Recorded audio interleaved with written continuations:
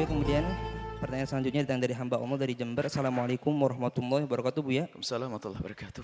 Saya hamba Allah dari Jember mau meminta nasihat Bu ya.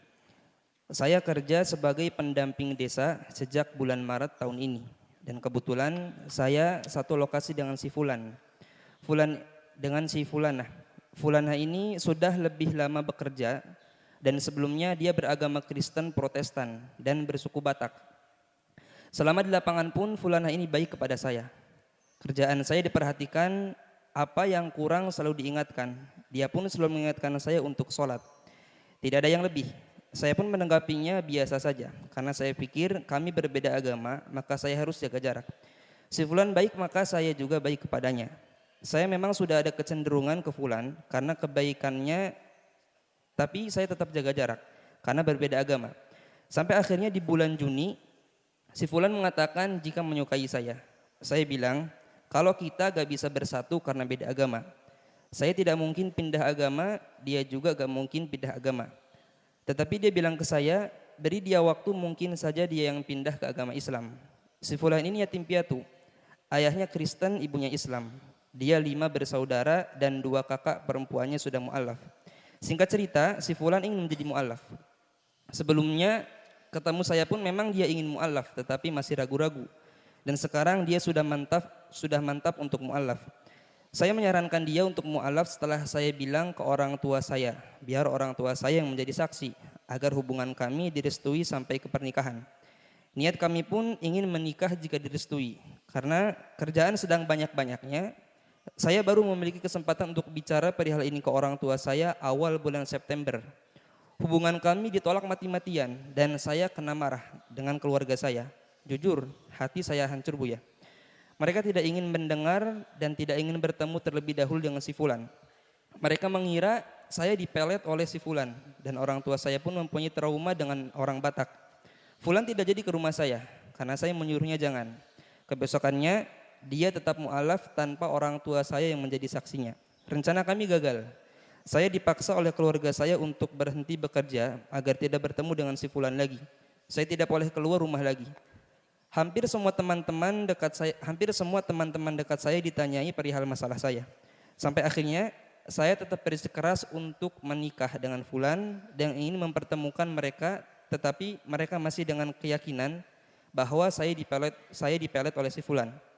Saya pun diruqyah untuk membuktikan bahwa saya dipelet oleh si Fulan. Keluarga saya bersikeras bahwa saya dipelet dan tingkah saya berubah. Padahal saya tidak merasakan perubahan apapun. Ibadah saya pun alhamdulillah tidak kendor, malah semakin rajin. Sampai sekarang hubungan kami tidak direstui.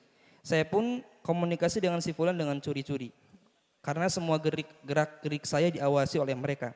Saya bingung Bu ya, bagaimana caranya untuk meyakinkan orang tua saya. Kalau ingin mencari orang yang lebih dari si Fulan mungkin memang bisa. Tetapi hati kami sudah saling mantap untuk menikah Bu ya. Saya pun baru kali ini memberanikan diri untuk meminta izin menikah dengan orang tua saya. Saya mohon solusi dan bimbingannya Bu ya. Terima kasih. Jawabannya adalah tidak boleh tadi ada kalimat trauma kepada suku. Suku Batak banyak orang soleh. Suku Jawa juga banyak orang soleh. Tapi suku Batak ada orang jahat, suku Jawa juga ada orang jahat. Nggak ada urusan dengan suku. Agama Nabi Muhammad untuk semua suku. Jadi nggak ada kita punya trauma kepada suku-suku nggak ada. Kita banyak kenal orang Batak yang baik-baik juga ada. Jangan menganggap orang itu jelek semuanya, itu nggak dibenarkan.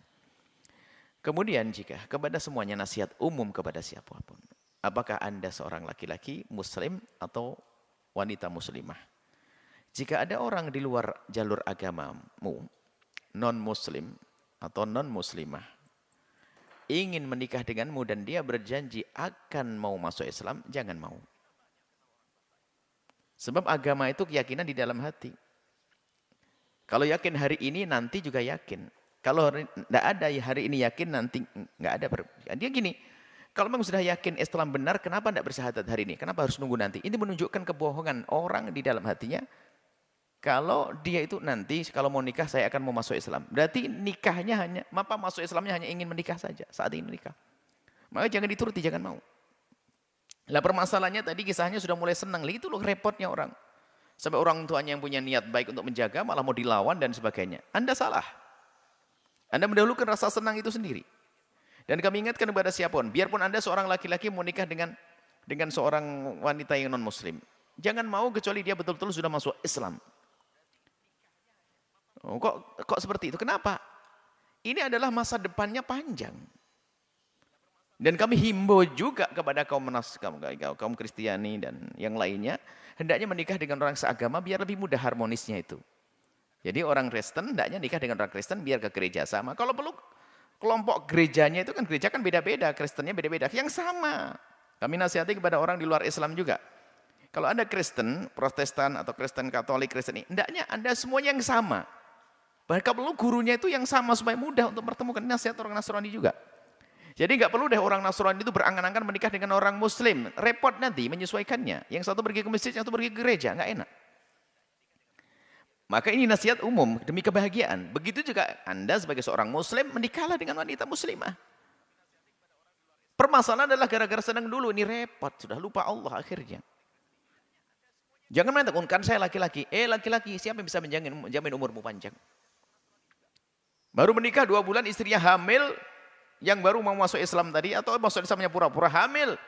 Laki-laki meninggal. Anaknya jadi apa yuk?